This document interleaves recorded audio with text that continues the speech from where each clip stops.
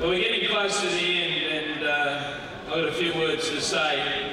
Firstly, to acknowledge David Cockcroft, who's here today, and was the when he's retired as the General Secretary in the last 4-year period. And also to acknowledge Steve, who is the only nomination received for the General Secretary, and that matter will be determined on Friday.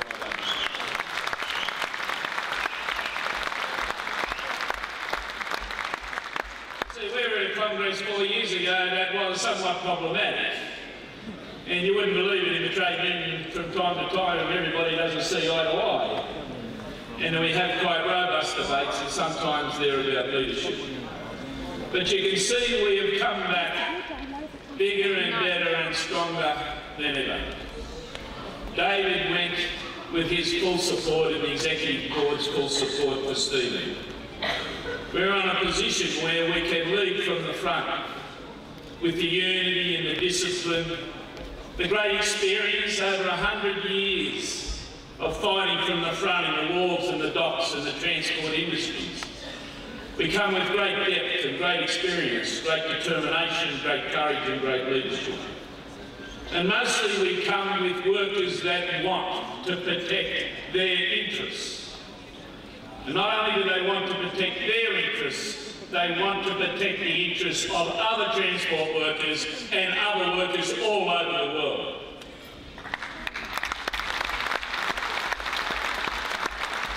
Because that's the nature of our jobs. In the docks, we see ships come and go, and crews of all nations. When we're on the ships, we compete against each other in the lowest forms, and the shipping industry has been characterised by gross exploitation for not generations but hundreds of years in the merchant navy.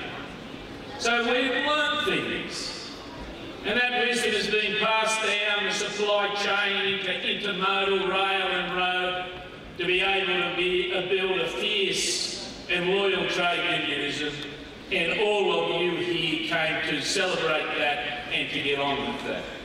But we went further into urban transport. See, everything we do is essential to the quality of human life, whether you live in a city or a town. We are running the trains and the buses. We are moving people by aeroplanes.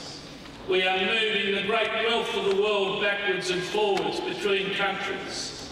Our dock workers are moving that cargo 24 hours a day, 7 days a week.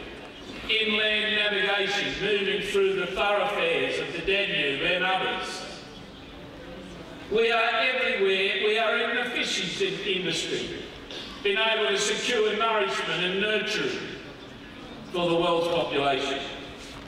And we demand justice. We are saying from global crisis to global justice. We've had enough of the GFC, had enough of the greed and the corruption, the failure of governance. People that took away and took away and took away and gave nothing back. That destroyed lives, many of you in this room, many here in Bulgaria, young Bulgarian working men and women, that don't know the security of employment, that will find it hard to own a house, that will find it hard to have education and to have an affirmative life, that may be in poverty, doomed to poverty in their aged years. Why? Because the world failed them. Well, we're a movement of mass movement. We are a mass movement. There is no other movement of mass human beings larger than our labour movement. None. And it's not about religion, but it includes religion. It's not about politics, but it includes politics. It's not about anything except the individual needs of working men and women and their families, and their determination to reach out was sometimes the only thing they had with their humanity. In the face of that corruption, and it was corruption and negligence, in the destruction of their life, to reach out to each other and to find each other and to overcome our divisions like we have in the last 4 years in the IKEA, to change our lives as a start of changing the world. See, that's what we're here for at the end of the day. To know each other, to meet each other, to engage with each other, to celebrate in international cultures, to celebrate our diversity, to celebrate our gender diversity, to celebrate the changes in our age, to celebrate the diversity of our races and our ethnic origins.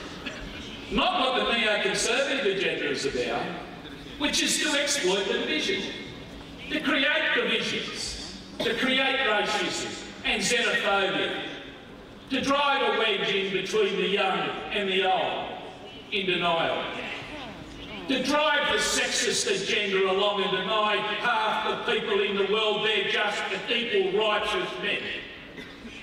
The divisions that divide us are not on our agenda and not our values. And we come here with the aiders of international labour, Guy Ryder, Sharon Burrow, the Prime Minister who is honest, he's a caretaker who sat there, not a Prime Minister who took off like a scalded cat, which many would do, who sat here and listened and celebrated alongside. And the Mayor as well.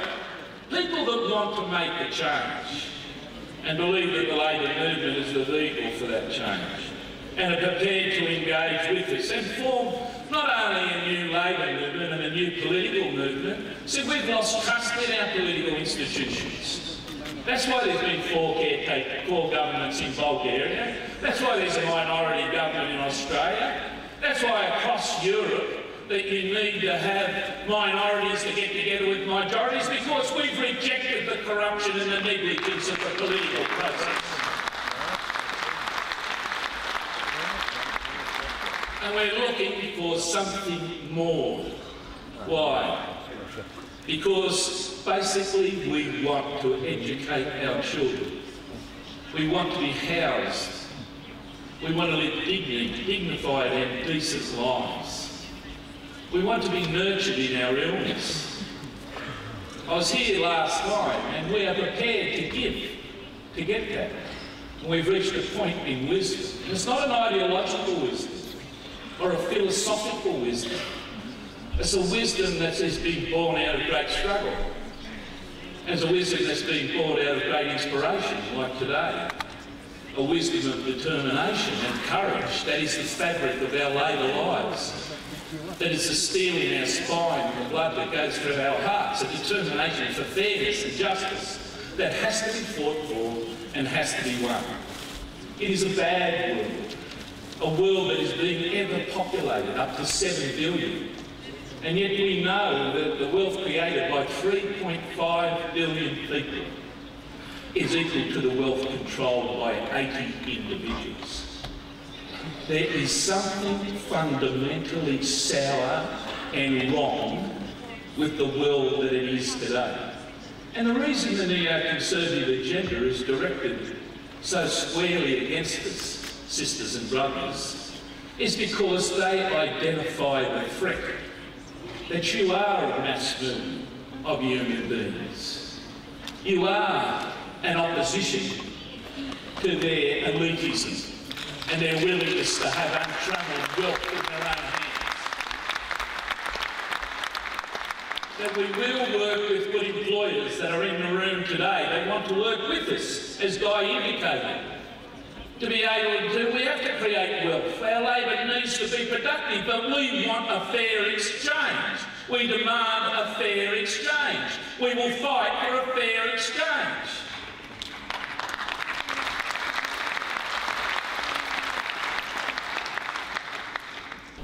Now that gives us great courage and determination.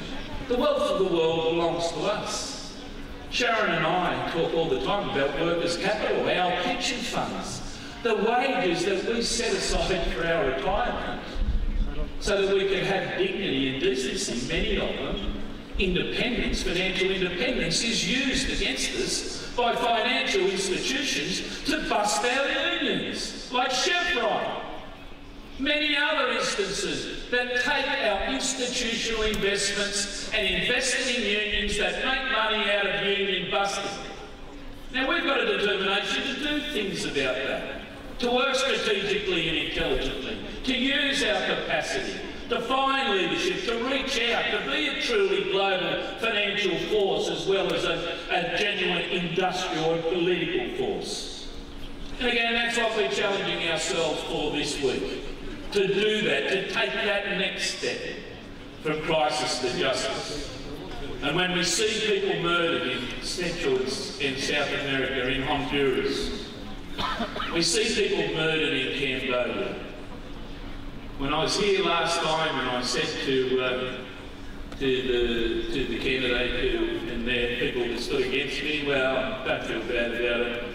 Just put it down to the fact that, like the great philosophers, Jagger and Richards, the great poets, said, you don't always get what you want, but sometimes you get what you need. I'll say to you, and quote Crumlin again, to reassure all of those workers that haven't got the same